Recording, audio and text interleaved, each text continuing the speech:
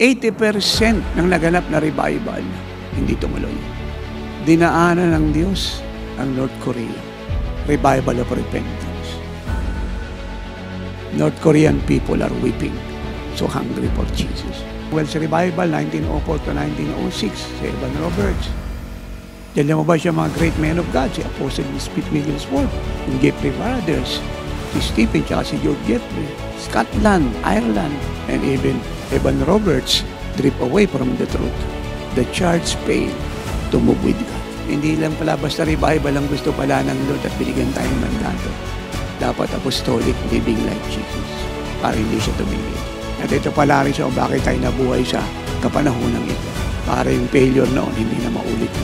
In these last days, ipakikita ng Diyos sa buong mundo sa pamamagitan natin ang kanyang pagiging pinaka-makapangyarihan sa lahat. Ano nag-aantay sa atin sa anniversary? Yung hindi pa natin nakita, makikita natin. Yung hindi pa natin narinig, maririnig natin. Yung hindi pa natin nararanasan, mararanasan natin.